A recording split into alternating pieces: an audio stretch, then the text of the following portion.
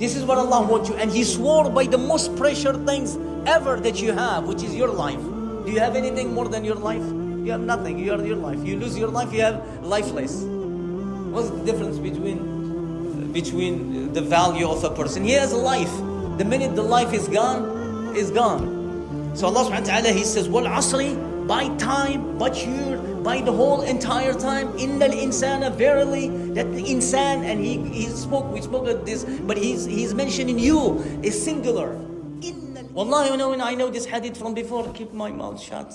Say good or good. قُلْ خَيْرًا أَوْ اسْمُتْ. Say good. Why? Because everything is counted and we're talking about time. The tongue is killing the time or gaining the time or gaining the pleasure of Allah. So the tongue is amazing. You could go to Jannah by your tongue.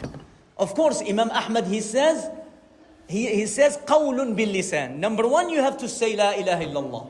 And you remember Zayd ibn al-Haritha.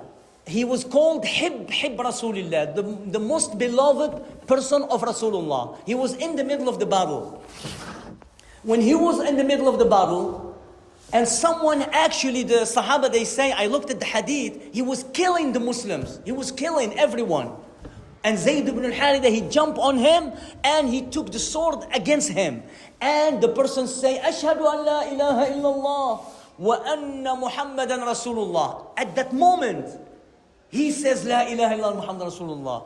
And he still killed him because he was in the middle of the battle. And the man was actually akhada fil muslimin. He was taking the Muslims left and right. So he actually, in the battle, there's nothing wrong with this. But yet, the Sahaba, they complained this action of Zayd ibn Thabit to the Prophet. They say, Ya Rasulullah, this person say La ilaha illallah in the middle of the battle and qatalahu. فالنبي صلى الله عليه وسلم, the Prophet Muhammad صلى الله عليه وسلم, غضب غضبا شديدا. He was extremely angry. He says, أقتلته بعد أن قالها. He says, Ya Rasulullah. He said, did you kill him after he uttered La ilaha illallah? He says, Ya Rasulullah, إنما قالها خوفا من السيف. Verily he said it, he was afraid of the sword. He says, أقتلته بعد أن قالها. He says, did you kill him after 3 times? Zayd ibn Thabit, he says, Wallahi, I wish I become Muslim after this action. Because Islam will rectify what's before. And he was thinking that maybe this is actually true. So now, and then he keeps saying, Ya Rasulullah. He just said it. He says, أَشَقَقْتَ عَلَى قَلْبِهِ. Did you open his chest? Look at the beauty of Islam, the beauty of Rasulullah sallallahu alayhi wa sallam. But also, this is an indication for us that don't say it's just a talk. The other thing is, don't say, I just hear. I just hear them saying, no. Inna sam'a. You are going to be questioned about everything you hear. And listen to this ayah from Allah subhanahu wa ta'ala. قَالُوا لَوْ كُنَّا نَسْمَعْ. The people of the hellfire, they ask them and they says, مَا سَلَكَكُمْ فِي سَقَرٍ. What makes you now into the hellfire? You know what their answer, the people of the hellfire? قَالُوا لَوْ كُنَّا نَسْمَعْ أَوْ نَعْقِلْ مَا كُنَّا فِي أَصْحَابِ السَّعِيرِ. If we would have been amongst the people who hear, we would never be and contemplate. Hear and contemplate. We will never be in the hellfire. So hearing the truth, it's a good means to get closer to Allah. And Allah subhanahu wa ta'ala, He says, وَلَوْ عَلِمَ اللَّهُ فِيهِمْ خَيْرًا لَأَسْمَعَهُم. Look at the word. Don't let somebody tell you it's only you only hear. No, hear the good thing. Versus other person, they hear the wrong thing. And Allah says, if Allah knows that you have a good heart, He will cause you to hear the truth.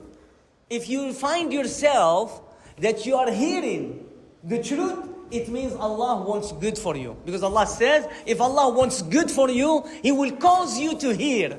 وَلَوْ عَلِمَ. That's an ayah in the Quran. Wallahi, I'm not saying anything. وَلَوْ عَلِمَ اللَّهُ فِيهِمْ خَيْرًا لَأَسْمَعَهُم. If Allah calls them, if Allah knows that they have some khair on them, it will cause them to hear. So if you see yourself hearing, inshallah. So Imam Ahmad, he says, Al-Iman, because we says, وَالْعَصْرِ إِنَّ الْإِنسَانَ لَفِي خُسْرٍ. That khusr is gathering around him. There is no escape from it, except what Allah made it an escape. Allah made an escape for us. And if you don't follow these 4 things that Allah put as a standard, like they call them a mission statement. This is what Allah wants you to be in this dunya. This is what Allah wants you. And He swore by the most precious things ever that you have, which is your life. Do you have anything more than your life? You have nothing. You are your life. You lose your life, you have lifeless. What's the difference between the value of a person? He has a life.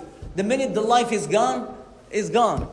So Allah subhanahu wa ta'ala, He says, Wal asri, by time, but year, by the whole entire time, innal insana, verily, that the insan, and we spoke of this, but he's mentioning you, is singular. Innal insana, you. He didn't say inna nas, because the plural of al insan is an nas. You know this? Remember this. An-nas, ya ayyuhan nas, all people. In this surah, Allah did not say illa nas or inna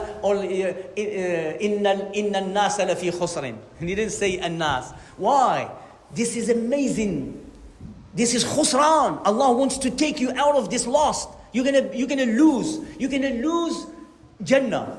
What else the people if they lose? Wallahi, if you lose Jannah, you lose everything.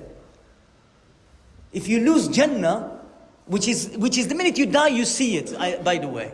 The ulama, they say the minute a person die, by the way, and actually no, before even you know that's the last minute between dunya and the akhir. إِنَّ الَّذِينَ تَتَوَفَّاهُمُ الْمَلَائِكَةُ إِنَّ الَّذِينَ قَالُوا رَبُّنَا اللَّهُ ثُمَّ اسْتَقَامُوا تتنزل عليهم الملائكة ألا تخافوا ولا تحزنوا وأبشروا بالجنة التي كنتم توعدون.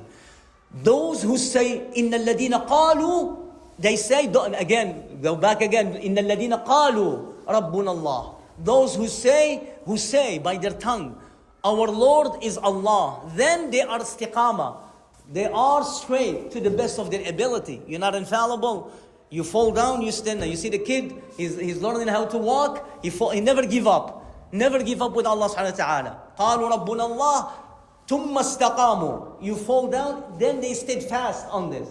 They fall down, they come back to Allah. No matter what you do. And my advice today, I was going to say at the beginning, I don't want to forget this. Never look down about anybody that comes to the masjid. Because we don't know who's better than others. And sometimes, there was somebody asked Sheikh bin Baz or Sheikh Uthaymeen. He says, why we saw some people, they are pious for a long time, and then they revert. They change their piety. They become drinking alcohol. After a while, the answer is amazing. He says, the Shaykh, he says, look at the deep understanding. He said, why? The question was why? There is certain people, they are pious for a long time, 10, 15 years. And one day they flip. You find him going off, gambling, drinking, and he says 2 things. And remember these 2 things. Summarize the whole thing in your life. He says, number 1, they never thank Allah of the hidayah that Allah has given them. They never thank Allah of the guidance that Allah is giving you. Allah says, وَلَئِن شَكَرْتُمْ لَأَزِيدَنَّكُمْ in the Quran. If you are grateful of what I give you, I give you more. And what is more better than the deen? You have a religion. You go pray Fajr, you wake up and you make Salat al-Fajr on time. Say, Ya Allah, bring me back another day. Thank you so much. So we are grateful. Allah will bring you tomorrow. So when the Shaykh was asked, why these people flip all of a sudden after 10, 15 years? Don't trust yourself. Don't trust yourself because Shaitan, he has a long breath. He can fight with you for 30, 50, 100 years. That's number 1. You're aduwwun mubin.